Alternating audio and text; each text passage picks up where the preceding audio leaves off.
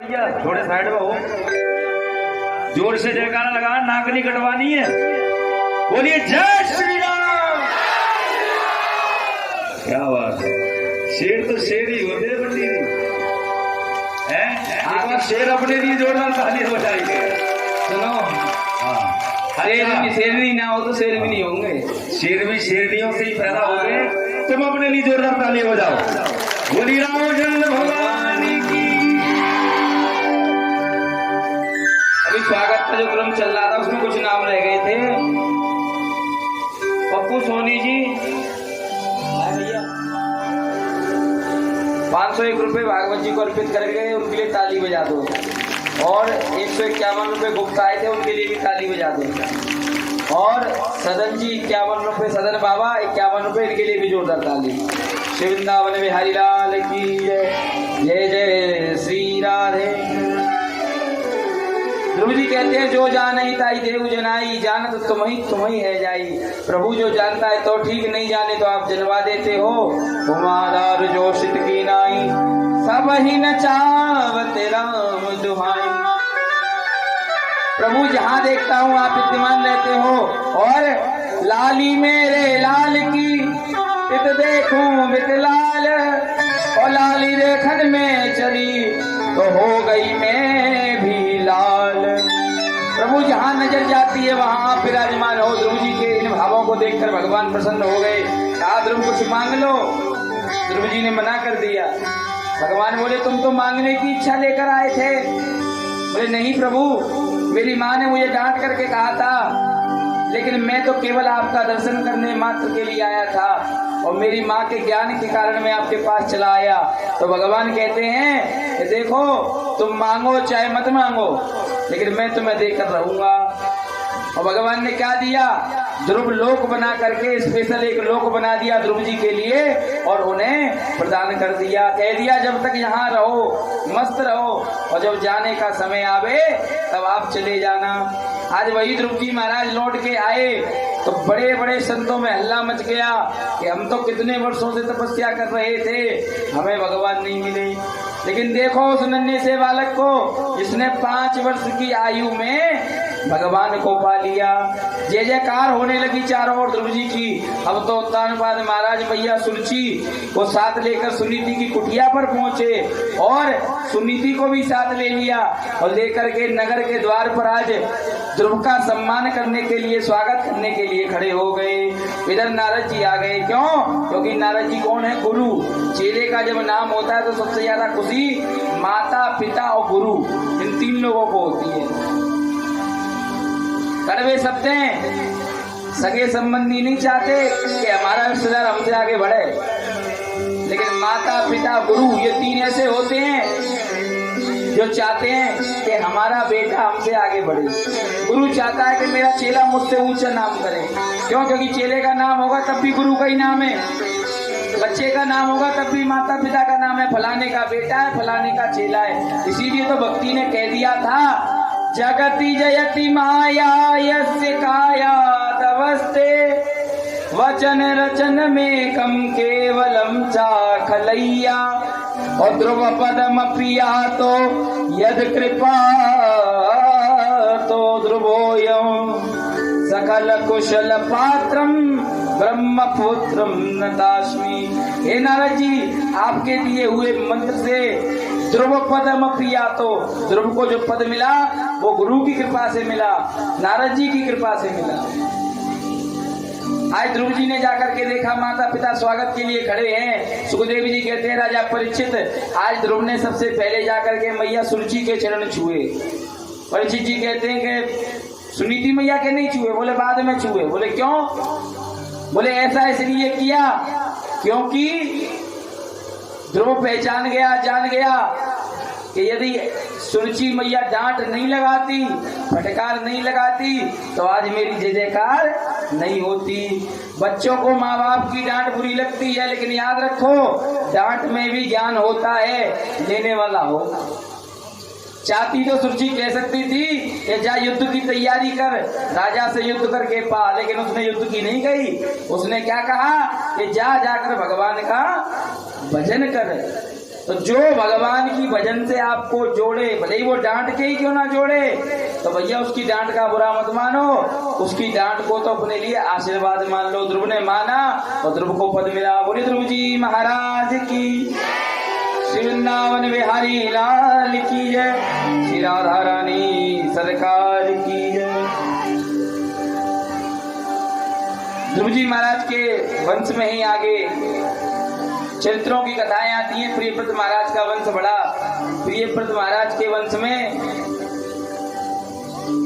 अजनाब नाम के, नबी नाम के एक राजा हुए, और नबी नाम के राजा जब उत्पन्न हुए तो नबी नाम के राजा ने इस भारत भूमि में आकर के इस भारत भूमि को समतल किया, क्योंकि प्रियव्रत का ही चरित्र चलता है। प्रियव्रत के ही वंश में पृथु महाराज, पृथु ने आकार दिया, पृथ्वी नाम पड़ा, और उन्हीं पृथु जी के वंश में नबी राजा हुए। नबी राजा के उत्पन्न होने पर नाम पड़ गया इस खंड का अजनाब खंड। अजनाब खंड के राजा कहलाए राजा नबी, और नबी के पुत्र हुए ऋषभ जी महाराज, ऋषभदेव। उन ऋषभदेव जी पुत्र के यहाँ पर एक पुत्र उत्पन्न हुआ जिसका नाम पड़ा भरत। उस भरत के उत्पन्न होने के बाद अजनाब खंड का नाम पड़ गया भारत, जिसको हम भारत कहते हैं। नाम कहाँ से आया? बोले राजा नबी के नाती भरत के कारण ही इस भूमि का नाम भारत पड़ गया। और भूमि होने के कारण, नाम तो भारत है लेकिन भूमि होने के कारण हम इसे माँ मानते हैं, इसलिए हम भारत माता की जयकारे लगाते हैं। बोलिए भारत माता की। तो उन्हीं भरत जी महाराज को विराजमान करके आज ऋषभदेव जी महाराज ने सुंदर ज्ञान उपदेश दिए। 100 पुत्र थे, 100 पुत्रों में सबसे बड़े थे भरत। ज्ञान उपदेश माता पिता ने क्यों दिए? क्योंकि ऋषभदेव जी को पता है गुरु ज्ञान दे सकते हैं, और संस्कार यदि कोई अपने बच्चों को दे सकता है तो वो है माता पिता। गुरु विद्यालय में पढ़ा देंगे बच्चों को, ज्ञान उपदेश दे देंगे, लेकिन संस्कार यदि कोई दे सकता है तो वो है माता पिता। इसलिए ऋषभदेव जी ने विराजमान होकर के अपने 100 पुत्रों को सुंदर संस्कार दिए, लेकिन 100 में से 99 पुत्रों ने उन संस्कारों को, उन ज्ञान को ऐसा माना कि वे उसको मान करके आज पिता के साथ ही वन की ओर चल दिए। 99 पुत्र गए, अकेले भरत जी महाराज रह गए। भरत जी महाराज ने राज्य का कार्यभार संभाला, और कार्यभार संभालने के बाद जैसे ही समय आया वृद्धावस्था का, जैसे ही प्रवेश करने लगे, आज उसी समय वन की ओर चल दिए। क्योंकि याद रखो, एक घड़ी, एक क्षण हमारे जीवन में भी ऐसा आता है कि वो हमें बार बार सचेत करता है कि चल भैया बहुत हो गया इस संसार में रहना, अब तो भगवान के भजन में लग जा। जब तक 48 की उम्र है कोई बात नहीं, लेकिन 48 की उम्र के बाद 2 वर्ष ऐसे मिलते हैं जिनमें तुम्हारी जितनी बची हुई आस है उसको खत्म कर लो। 49 और 50, 2 साल तुम्हें दे दिए भगवान ने। इन 2 सालों में लग ले, कैसे भी करके जितनी भी आखिरी की आस बची है उस आस को पूरा कर ले, वरना 2 साल के बाद नंबर आ जाता है किसका? 50 के बाद क्या आता है? 51। माने वन की ओर चले जा, भगवान का भजन कर ले। लेकिन व्यक्ति मानता नहीं है, मानता नहीं है। क्यों? लगा रहता है घर में। लेकिन याद रखो, गवर्नमेंट को भी पता है कि जैसे ही इसकी 60 की उम्र होगी तो 60 के बाद सटियाना चालू कर देता है, इसलिए सरकार भी रिटायरमेंट 60 पे दे देती है। इसलिए याद रखिए, भजन का समय आए तो भजन करना प्रारंभ कर दीजिए। अब जरूरी नहीं है कि जंगल में जाके ही भजन हो, घर में बैठ के भी भजन करो। आज भरत जी महाराज भजन करने गए, संत भाव में गए, लेकिन जंगल में जाकर के इनसे गलती हो गई। ऐसी गलती हुई कि जंगल में जाकर के इन्होंने आज एक हिरणी के बच्चे से, हिरण से मोह कर दिया। हिरणी का बच्चा इनको मिल गया, इन्हें उस पर लाड़ आ गया, लाकर के लालन पालन करने लगे। और नहीं ऐसे महात्मा जो भगवान के भजन को, शास्त्र को जानने वाले। लेकिन अब तो भैया भजन एक तरफ रख दिया, जंगल में उस हिरणी के बच्चे की सेवा करने लगे, उसके लिए घास लाने लगे। आए थे हरि भजन को और ओटने लगे कपास। ये गति हो गई आज इनकी। लेकिन जब हिरण का बच्चा बालक था तब तक तो समझा कोई बात नहीं, लेकिन जैसे ही उसकी अवस्था बढ़ी वो समझ गया भैया कि ये मनुष्य और हम जानवर, इनकी हमारी कोई तुलना नहीं है। हिरणों का झुंड आया, हिरणों के झुंड में वो हिरण का बच्चा इनको अकेला छोड़कर चला गया। और जैसे ही छोड़कर गया अब तो इनके अंदर वियोग जगा, ऐसा वियोग जगा कि अब तो उसके बारे में सोचते रहते हैं, रोते रहते हैं। अंतिम गति व्यक्ति की वो होती है, जैसा वो सोचता है वैसी ही गति उसको प्राप्त होती है। शास्त्र कहते हैं अंतिम मति आशा गति।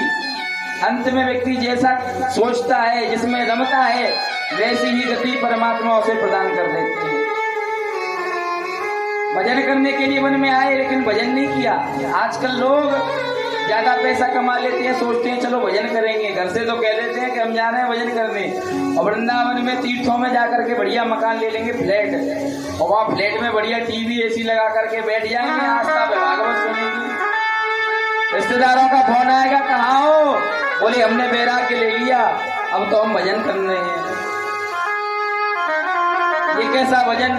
घर में भी तुम्हारे पास टीवी थी, घर में भी तुम्हारे पास एसी था, इससे अच्छा तो घर पे ही कर लेते। बैराग्य का मतलब सब कुछ त्याग देना। लेकिन आज भरत जी महाराज त्याग नहीं पाए। अंतिम समय में हिरण के बच्चे का ध्यान करते हुए मृत्यु हुई, तो इनका जो अगला जन्म हुआ उसमें ये हिरण बन के आए। हिरण बन के आए, लेकिन इनको पूर्व जन्म की भक्ति के कारण याद था कि मैंने पूर्व समय में कैसी गलती की थी। भजन के लिए निकला था लेकिन मैंने भजन नहीं किया, उसके कारण आज मुझे ये हिरण का जन्म मिला है। जंगल में आग लगी, आग में जल करके इनका प्राणांत हुआ। तीसरा जन्म हुआ एक पंडित जी के घर में। पंडित जी ने देखा मेरे घर बालक हुआ है, लेकिन भक्ति के प्रभाव से, क्योंकि भगवान का नाम बड़ा सुंदर है, यदि नाम भाव से ले लो तो कृपा होती रहती है। आज तीसरे जन्म में भी इन्हें पूर्व जन्म की याद है। पिताजी बार बार गायत्री मंत्र याद कराते हैं लेकिन याद नहीं करते। नाम रख दिया जड़, और पूर्व जन्म में थे भरत, नाम पड़ गया जड़ भरत। इनको गायत्री मंत्र तो याद है लेकिन पिताजी को इसलिए नहीं सुनाते। क्यों? क्योंकि आज गायत्री मंत्र सुनाऊंगा, कल दूसरा मंत्र याद कराएंगे, परसों तीसरा, ऐसे करके मुझे पंडित बना देंगे और फिर अपने साथ लगा देंगे। इसलिए मुझे अब इन माया के बंधनों में नहीं बंधना। जब तक माता पिता थे तब तक तो खूब चली, लेकिन जैसे ही माता पिता का गोलोक गमन हुआ, अब तो भैया इनकी भाभियों ने इनसे काम कराना चालू कर दिया। अपने कपड़े धुलवाती हैं, बर्तन मंजवाती हैं। लेकिन आज जड़भरत जी ने सोचा कि अभी भी मैं क्या कर रहा हूँ, माया में ही तो फंसा पड़ा हूँ। मना कर दिया कि ना बर्तन मांजूंगा ना कपड़े धोऊंगा। तो भाइयों ने कहा क्या करेगा, बैठा बैठा खाएगा? बोले आप और कुछ बता दो। बोले जा जाकर खेतों की रक्षा कर। खेतों पर खड़ा कर दिया, लेकिन खेतों में खेत को गाय आती हैं और पक्षी आते हैं, आकर के उन खेत में लगे हुए नाच को खाते हैं। तो जड़भरत जी महाराज भक्ति को जानने वाले हैं, किसी जीव को कष्ट देना नहीं चाहते। कहते हैं भगवान की गैया, भगवान के खेत, राम जी की चिड़िया, राम जी के खेत, और खाओ चिड़िया भर भर पेट। खेत को बर्बाद करवा दिया। अब तो भैया ने धक्का मार के निकाल दिया। वन में घूमते हुए जा रहे हैं, कुछ डाकू मैया का बलि का नियम बनाकर बलि के लिए खोज रहे थे, किसकी बलि दें। कोई नहीं दिखाई दिया तो इनको पकड़ करके ले गए। लेकिन जैसे ही बलि देने की इच्छा हुई, काली मैया ने देखा, अरे ये तो भगवान का भक्त है। काली मैया वहां प्रकट हो गई। बोलो काली मैया की। आज मैया ने आकर के उन डाकुओं का विध्वंस किया, मार दिए, और मार करके आज जड़ भरत जी के प्राण बचाए। जड़ भरत जी वहां से भी चल दिए, आसक्ति कहीं रखना नहीं चाहते। आगे गए, आगे जाकर एक जगह बैठे तो वहां पर रहुगण के पालकी चलाने वाले लोग आए इनके पास और आकर के कहने लगे, भैया हमारे साथ का एक पालकी चलाने वाला आज बुखार के कारण, ज्वर के कारण पड़ा हुआ है, आप हमारी पालकी उठवा दो। जड़ भरत जी ने कहा, कोई बात नहीं भैया, चलो। पालकी उठवाने के लिए कहा तो पालकी उठवाई, और जैसे ही पालकी में इनको आगे लगा दिया, हष्टपुष्ट थे, आगे लग गए। लेकिन बाकी पालकी वाले ऊपर की ओर देख के चले, ये नीचे की ओर देख के चले। क्यों? क्योंकि कोई जीव इनके चरणों से मर ना जाए। अब सब तो देखें ऊपर की, आगे की ओर, ये देखें नीचे की ओर। जैसे ही रास्ते में कोई चींटी आवे तो जोर से छलांग लगावे। अब एक दो बार छलांग लगाई तो कोई बात नहीं, लेकिन जब ज्यादा छलांग लगी तो पालकी में बैठे हुए रहुगढ़ का सिर पालकी से टकराया। पालकी रुकवाई, और पालकी रुकवा करके डांट लगाई, कौन है ये मूर्ख जो बार बार इस पालकी को हिला रहा है। सबने कह दिया, महाराज क्षमा करिए, आज एक नया सेवक आया है, वो बार बार उछल करके पालकी को हिला रहा है। कहा कौन है? बोले ये रहा सामने। राजा रहुगढ़ ने आज जड़ भरत जी महाराज को भला बुरा कहा। आप केवल खाने के लिए ये शरीर बनाया है या केवल पड़े रहने के लिए शरीर बनाया है? अरे तुमको काम के पैसे मिलते हैं तो कम से कम काम तो किया करो। अब जड़ भरत जी महाराज को रहुगढ़ ने सुनाया 10-15 बात, लेकिन जो जड़ भरत बचपन से अब तक किसी से कुछ बोले नहीं थे, वो जड़ भरत आज रहुगढ़ से बोले। भाभीयों ने कपड़े धुलवाए, कुछ नहीं बोले। भाइयों ने खेत में ड्यूटी लगा दी, कुछ नहीं बोले। लेकिन रहुगढ़ को समझाने के लिए कहा, सुन, अब तक जो तूने बोला तो ठीक है, लेकिन अब हमारी भी सुन ले। तयोदितं व्यालितवातवृत्यो सामे सदा में या वीरवारा नन्तु यदा स्वादतपि त्वयासो रासो न विद्या न स्वाप्रवादा। राजन, तुम्हारी बात मेरी समझ में नहीं आई। पालकी चलाना, परिश्रम करना, ये जीव का एक कर्म है, और आप मुझसे कहते हो कि मुझे शर्म नहीं आ रही। शर्म तो आपको आनी चाहिए कि स्वयं अकेले एक पालकी में बैठ करके 4-4 लोगों को अपनी पालकी उठवा रहे हो। लाज तो आपको आनी चाहिए। और आप कह रहे हो कि ये शरीर स्थूल्यो कया व्याध आदर्शयाया क्षंता कलिच्छा यजराय चाहा निद्रारतिर्मा सुच देहेना जातस्य ही में नयतात्व शांति। ये शरीर तो परमात्मा का दिया हुआ है। भगवान किसी को काला, किसी को गोरा, और किसी को बेचारे को तो दिव्यांग बना देता है। जन्म और मरण, ये दो चीज परमात्मा के हाथ में है।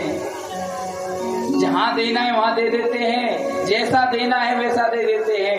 और शरीर चाहे मेरा हो चाहे तेरा हो, जलना सबको एक दिन है। किसी का शरीर बचता है क्या?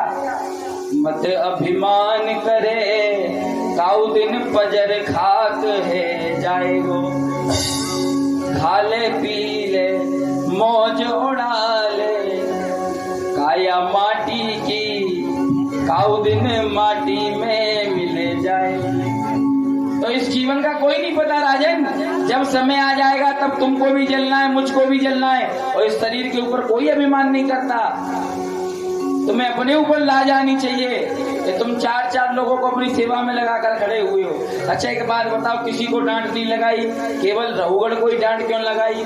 उसका भी एक कारण है। कारण ये है कि जड़ भरत जी ने सोचा मैं तो भक्त हूँ, मैं तो अपने भजन में भ्रमा रहता हूँ, लेकिन ये बेचारा रहुगण धर्मात्मा आदमी है, आज गुस्से के चक्कर में मुझसे उल्टा सीधा बोल रहा है। कहीं मेरे कारण इस बेचारे को नरक न जाना पड़े, ऐसा विचार करके आज ज्ञान उपदेश दे रहे हैं। क्यों? क्योंकि पाप तो इतना छोटा है कि आपने किसी को जरा सा कुछ बोल दिया और उसने मन पे लगा लिया, तो वो भी एक पाप है, उसके लिए भी तुम्हें नरक में जाना पड़ेगा। तो रहुगण के कल्याण के लिए समझा रहे हैं, ना कि अपने क्रोध के लिए। कह दिया राजन, इस जगत का कुछ नहीं पता, और सुन तू तो केवल रहुगण है। मैं अपना पूर्व जन्म सुनाऊं? कस्त्वा निदातुजया विभवा कतोत्वता कस्यात् किन्ता हरतास्मि क्षम्या छेयं विदाति नयते न ततो तु शुक्ला। राजन, आप तो मुझे अब देख रहे हो, लेकिन आपको नहीं पता आज आप मेरी ये दशा देख रहे हैं। आज मैं ब्राह्मण कुल में जन्म लेकर के आया हूँ, लेकिन मैं कोई साधारण व्यक्ति नहीं था, मैं तो तुझसे भी बड़ा राजा था। अजनाम खंड माने पूरे भारत खंड का मैं राजा था। अहम पुरा भरतो नाम राजा वित्वा तु वंजया आराधनम भगवान मृगो भावा मृगात्रजा। पूरे अजनाम खंड का मैं राजा था और निकला था भगवान का भजन करने, लेकिन गलती से मैंने एक मृग से मोह कर लिया। उस मोह के चक्कर में मुझे मृग बनना पड़ा, और मृग का जन्म लेने के बाद अब मैं मनुष्य तन लेकर के ब्राह्मण जड़ भरत बन के आया हूँ। रहुगण ने सुना भैया ये कोई साधारण व्यक्ति नहीं है। अब तो रहुगण के मन में वैराग्य उत्पन्न हुआ। रहुगण ने अपने सारे आभूषण उतार दिए और पालकी वालों को दे दिए, कह दिया ले जाओ और ले जा करके महलों में छोड़ देना। अब तो रहुगण सीधा जंगल में भजन करने चला गया। रहुगणेन तपसानम नायांति जन्यया शिवा नंदया वातनस्तु हुया स्वेने तु साधनम। तो याद रखिए आप लोग, चाहे कितना भी धन कमा लो, कितना भी बल कमा लो, कितना भी कमा लो, सब यही पड़ा का पड़ा रह जाएगा। इसीलिए भगवान से बड़ा कोई नहीं है। आगे प्राचीन वरी को भगवान इंद्र ने पुरंजन उपाख्यान सुना दिया। पुरंजन उपाख्यान में बताया कि देखो भैया, क्योंकि प्राचीन वरी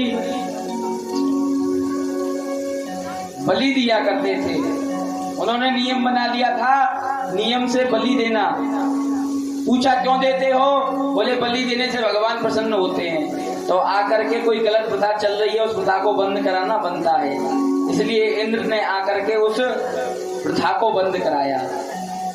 कहा कि ये शास्त्रों में लिखा है। बोले शास्त्रों में नहीं लिखा, देखो वेद की वाणी अलग है। वेद जो है, वेद की वाणी जो है वो सांगोपांग वाणी है। वेद में कई चीजें ऐसी लिखी हैं जो कईयों को समझ में नहीं आती, लोग उसका उल्टा अर्थ निकाल लेते हैं। मैंने सुबह बताया था कि गाली भी कितनी मीठी है। अगर आप संस्कृत में किसी को गाली भी दोगे तो उसे लगेगी हमारी तारीफ हो रही है साहब। इसीलिए वेद में कई जगह पर कई भाव के अर्थ कई होते हैं, कई जगह कई कई भाव होते हैं साहब। अब समझदार के लिए सारा काफी होता है। अब एक बार एक गांव में एक सरपंच जी रहते थे, बड़े पैसे वाले, बड़ा नाम था, लेकिन उनका एक नियम था कि वो कटौते में जब व्यक्ति चावल पकाता है तो माड़ बच जाता है, उस माड़ को गरम गरम माड़ को पीते थे। घरवाली कहती तुम सरपंच हो, इतने पैसे वाले हो, लेकिन तुम ऐसी हरकत करते हो। बोले नहीं, आनंद आता है इसमें। अब एक दिन उनके घर में कोई बहुत बढ़िया सभा चल रही, बड़ी दूर दूर से लोग आए। अब इधर घरवाली ने चावल बनाए और जो माड़ रखा था वो माड़ रख दिया कटौते में और कह दिया बेटे से जा अपने पिताजी को बुला के ला। अब बेटा बुलाने गया, पिताजी बैठे लोगों के बीच में। अब बेटे ने सोचा कि यहाँ कहूंगा तो हो सकता है सब लोग सुनेंगे और फिर हो सकता है मजाक भी बनाए, और यदि पिताजी का मजाक बन गया तो पिताजी मुझे जिंदा नहीं छोड़ेंगे। तो बेटे ने सोचा क्या करूं, तो वहां बेटे ने शब्दों को बदला कि पिताजी धानुपुर से माड़ू जी आए और कठौता घाट पे बैठे हुए हैं, जल्दी चल के मिल लो, नहीं शीतलपुर को चले जाएंगे। अब तुरंत सरपंच जी समझ गए कि भैया क्या बात है, खड़े होके गए और जा करके उस माड़ को पी के आ गए। अच्छा, गांव वालों ने क्या सोचा? गांव वाले सोच रहे कि धानुपुर नाम का कोई गांव होगा, माड़ू नाम का कोई व्यक्ति होगा और कठौता घाट पे खड़ा होगा, शीतलपुर चला जाएगा। लेकिन कहने का तात्पर्य क्या है? कहने का तात्पर्य ये है कि धान के द्वारा बना हुआ माड़ कठौते में पड़ा है, जल्दी चल के पी लो, नहीं शीतलपुर माने ठंडा हो जाएगा। इसलिए एक भाव के कई अर्थ होते हैं। इसलिए पुरंजन उपाख्यान में भगवान ने भक्त को भेजा, कह दिया कि मैं तुझे भेज रहा हूँ, लेकिन समय आने पर तू मेरे पास आ जाना। लेकिन भगवान ने भेज तो दिया, जब बुलाने की बारी आई तब तुमने जाने से इनकार कर दिया। ये है पुरंजन उपाख्यान। ध्रुव जी महाराज का वंश आगे चला। प्रचेता गणों का जो विवाह हुआ वो वार्ष्णी नाम की एक कन्या के साथ हुआ और उसका विवाह दक्ष प्रजापति के साथ हुआ। दक्ष प्रजापति के यहाँ पर 10,000 पुत्र उत्पन्न हुए। 10,000 पुत्रों को उत्पन्न होते ही नारद जी को पता चला, तो नारद जी दौड़ते हुए गए और जाकर के दक्ष प्रजापति के 10,000 पुत्रों को ऐसा घेरा, ऐसा ज्ञान में अटका दिया कि वे सब कुछ भूल गए और सबको मंत्र दे करके बाबा जी कर दिया। अब ये बात दक्ष प्रजापति को पता चली कि मेरे 10,000 बेटों को नारद ने बाबा जी बना दिया। अब तो भैया दक्ष को बड़ा क्रोध आया, इतना क्रोध में लाल पीला हो गया। क्यों? क्योंकि उन्होंने सोचा था 10,000 पुत्र होंगे तो आगे वंश की वृद्धि होगी, लेकिन अब कोई नहीं, क्योंकि सबरे के सबरे बाबा जी हो गए। दक्ष नहीं माना, आगे भी उसने प्रार्थना की, याचना की, तो दक्ष के यहाँ पर 1,000 पुत्र और हुए। लेकिन नारद जी को समाचार दे दिया किसी ने। नारद जी फिर दौड़ते हुए पहुंचे, फिर से उनके पुत्रों को ऐसा गूढ़ समझाया कि भैया संसार में कुछ नहीं रखा, क्यों ब्याह के चक्कर में पड़ रहे हो, चलो। उन्हें भी संग में बाबा जी बना के ले गए। अब तो भैया दक्ष को बड़ा बुरा लगा। अब तो दक्ष ने नारद जी को पकड़ लिया और गाली देना चालू कर दिया।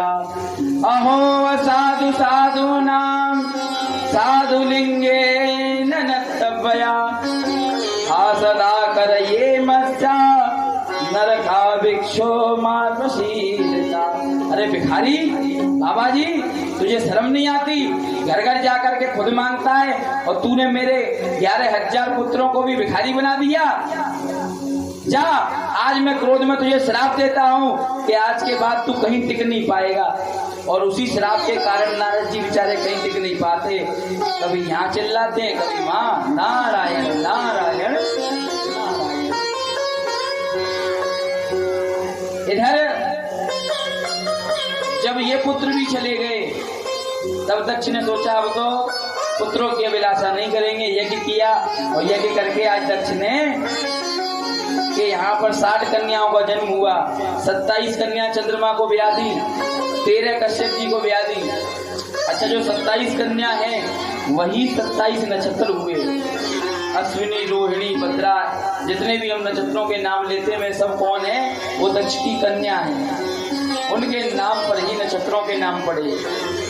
और इधर सुखदेव जी महाराज, राजा परीक्षित कहते हैं, परीक्षित व्यक्ति जैसा कर्म करता है वैसा उसको भोगना पड़ता है।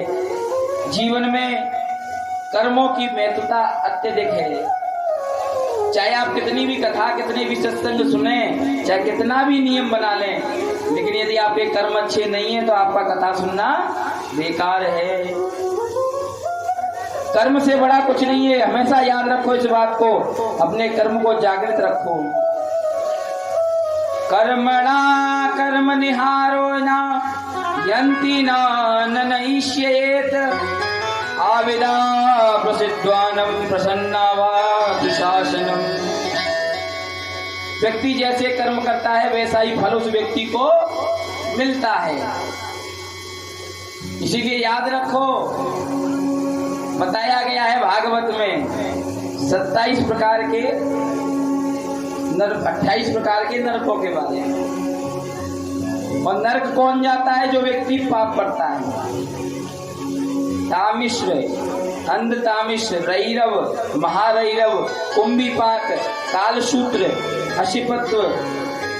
जो व्यक्ति झूठी गवाही देने जाता है, जो झूठ ज्यादा बोलता है, उस व्यक्ति को तामिश नाम के नरक में जाना पड़ता है। जो व्यक्ति अपनों की जगह दूसरों की जगह को हड़पता है, दूसरों के धन को छीनने की इच्छा रखता है, उसे अंध तामिश नाम के नरक की यातना भोगनी पड़ती है। जो व्यक्ति दूसरों से जलता है, घृणा करता है, किसी के लिए बुरा सोचता है, उसे रैरव नाम के नरक में जाना पड़ता है। और जो व्यक्ति लोगों को मारता है, काटता है, हिंसा करता है, उसे कुंभीपाक नाम के नरक में जाना पड़ता है। तो याद रखो, पाप करोगे तो नरक में जाना पड़ेगा, लेकिन यदि पाप नहीं करोगे, भगवान का भजन करोगे, तो किसी को नरक नहीं जाना पड़ेगा। केचित केवलया भक्त्या वासुदेव परायणा अन्नदन्ति नरस्वेनम निरापारित भास्करम। सुखदेव जी कहते हैं, राजा परीक्षित, भगवान की भक्ति करो। भगवान की भक्ति करने से अवश्य ही तुम्हें नरक नहीं स्वर्ग की प्राप्ति होगी। बोले महाराज किसी को हुई क्या? तो यहाँ पर एक अजामिल नाम के व्यक्ति की कथा आती है। जीवन भर उसने पाप किए, जीवन भर पाप किए, डाकू बन गया, गणिका को साथ रखता है, गणिका जो कह देती है सो करता है। लेकिन एक दिन संतों की मंडली उसके नगर में आई और संतों की मंडली को उस गणिका ने कुछ भोजन दिया। संतों ने जाने से पहले कह दिया हमें दक्षिणा चाहिए। बोले क्या दक्षिणा? बोले तुम्हारे अब जो 10वां पुत्र हो उसका नाम तुम नारायण रख देना, और नारायण नाम रख दोगी तो हमारी दक्षिणा पूरी हो जाएगी। क्यों? क्योंकि संतों को पता है कि ये पापी है, इस पापी के मुख से हमें भगवान का नाम लिखवाना है। आज जैसा कहा गणिका ने वैसा ही किया, अपने पुत्र का नाम नारायण रख दिया। और सबसे छोटा बेटा था, इसलिए ज्यादा प्रेम भी आज अजामिल को छोटे वाले से हो गया। अब तो खाना खाए तो बेटा नारायण खाना खा ले, भोजन करे तो बेटा नारायण भोजन कर ले, दूध पी ले बेटा नारायण, अरे बेटा नारायण मेरे पास आ, अरे नारायण मेरे साथ सो जा। अब तो हर जगह नारायण नारायण नाम को ही अजामिल गाने लगा। बुढ़ापा आ गया, वृद्धावस्था में पड़ा हुआ है खटिया पर, काल का गाल घूमा, यम के दूत आए और जैसे ही यम के काले काले दूतों को देखा है अब तो कांपने लगा, थर थर करके विचार कर रहा है क्या करूं। विचार करते करते नजर पड़ी, दूर खेल रहा था बेटा, उस बेटे को बुलाने लगा। दूरे कीड़ा तनम पुत्रम नारायण वावयं लानिने वासुरण्ये नाना कुल देश साधनाम। अजामिल जोर जोर से चिल्लाने लगा, नारायण बेटा मेरी रक्षा कर, नारायण मुझे बचा, नारायण दौड़ कर आ, देखिए काले काले आ गए। आज जैसे ही अजामिल ने चिल्लाना चालू किया तो बेटा तो नहीं आया, लेकिन नारायण के दूत आ गए। सर्वे पद्मासलक्षानं पीतनेन दुशासनं कीरीटानि कुंडलालेनं लक्ष्यते तु साधना। आज भगवान के दूतों को देख करके वे यम के दूत काले काले कहने लगे, अरे तुम लोग कौन हो? तुम तो बड़े सुंदर हो। विष्णु के दूतों ने कहा, भैया पहले तुम बताओ तुम कौन हो? हम तो सुंदर है, बढ़िया है, लेकिन तुम कौन हो?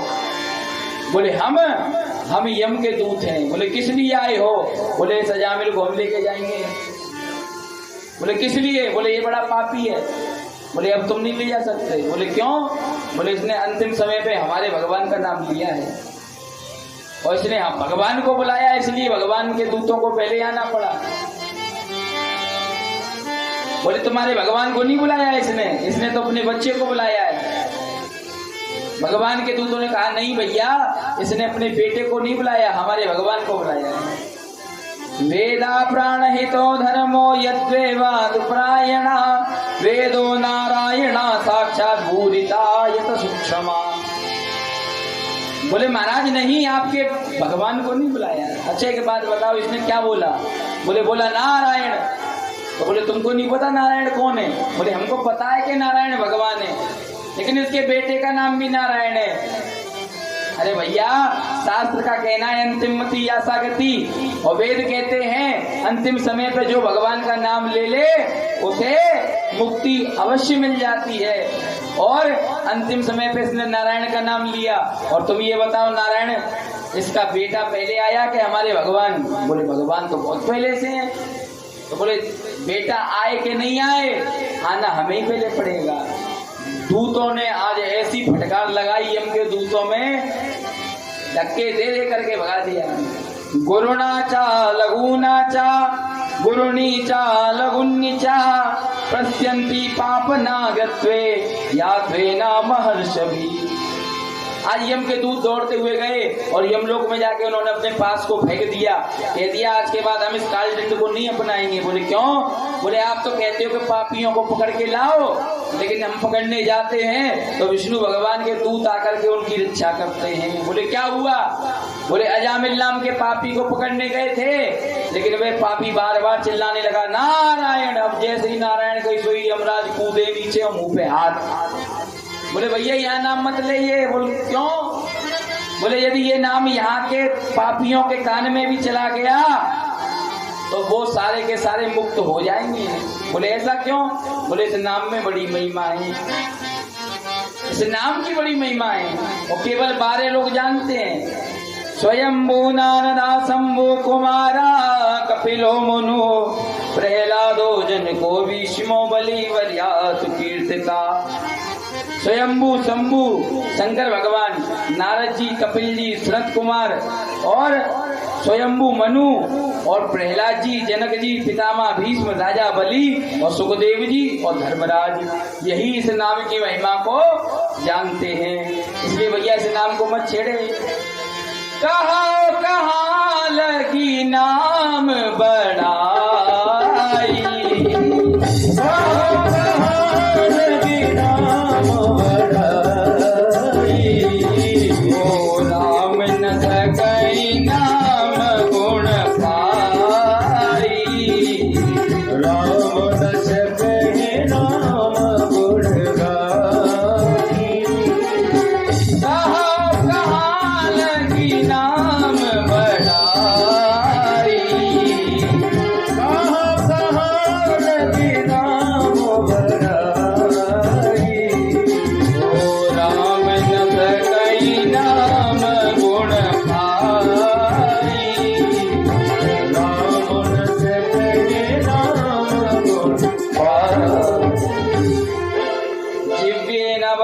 भगवद गुणानधेयं चेता स्मृति चरणारविंदा कृष्णानो नमति अक्षर एकदापि तन्या विधान विरणो न तते तु प्रत्यान।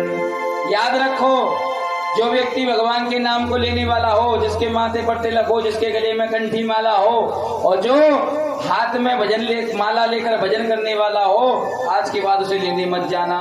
ऐसा उपदेश दे दिया किसको? अपने दूतों को, यमराज ने। इसलिए याद रखिए, भगवान के नाम की बड़ी महिमा है, और नाम की महिमा को स्वयं भगवान भी नहीं जान पाते। इसलिए याद है, ये रखना है आपको कि भगवान से बड़ा कोई नहीं है, भगवान के नाम से बड़ा कोई नहीं है। लेकिन संत विद्वान जन आपसे बार बार कहते हैं भजन करो भजन करो, लेकिन आप लोग करते नहीं हैं। क्यों आपसे भजन करवाया जाता है? इसलिए करवाया जाता है कि भैया भजन करते करते भजन की आदत पड़ जाए, और अंतिम समय में जब समय आए तो जैसे अजामिल ने भगवान का नाम लिया, ऐसे ही आप भी भगवान का नाम ले दो तो यम के दूत आपको पकड़ नहीं पाए, आपको भी मुक्ति मिल जाए। एक बार एक मैया वृद्धावस्था में, अपने जीवन में उसने कभी भगवान का नाम नहीं लिया। लोग सत्संग में जाते, भजन में जाते, लेकिन वो नहीं जाती। बुढ़ापा आ गया, जीवन सारा बर्बाद कर दिया उसने काय में। कभी छोटी बहू को बड़ी से लड़ावे, कभी बड़ी बहू को छोटी से लड़ावे, लेकिन कभी भगवान का भजन ना करे। लेकिन जो मरने की अवस्था आई तो बच्चों के मन में दया आ गई। आजकल बच्चे ज्यादा डिजिटल हैं। सुन लिया कहीं से कि मरते समय कोई भगवान का नाम ले ले तो मुक्ति मिल जाती है। बच्चों ने कहा अम्मा मरने वाली है। अम्मा बोले हाँ, राम राम बोल, राम राम बोल। अब बच्चे बार बार कहे अम्मा राम राम बोल। अम्मा ने एकदम लगावे, बेटा मुंह पे ना बोल दो। बच्चे बोले इतना तो बोल रही हो, मुंह पे ना बोल लो, राम तो इससे भी छोटा है, बोलो अम्मा राम। लेकिन वो बोला ही नहीं अम्मा ने कभी जीवन में।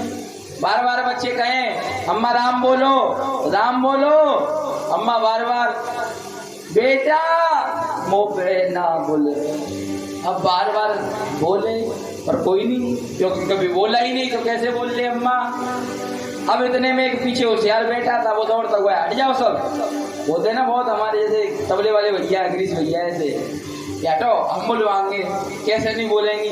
बोले बुलवाओ तुम। बोले अम्मा ये बताओ तुम कहाँ ना बोल पा रही। उसने सवाल उल्टा कर दिया। उसने सोचा मैं कहूँ के अम्मा तुम कहाँ ना बोल पा रही। अम्मा बोलेंगी कि मैं राम ना बोल पा रही। अम्मा बोली लाला बाकी सब तो बोल रहा हूँ, लेकिन जो तू बुलवाओ चाहे वो मैं ना बोल पा रही। जन्म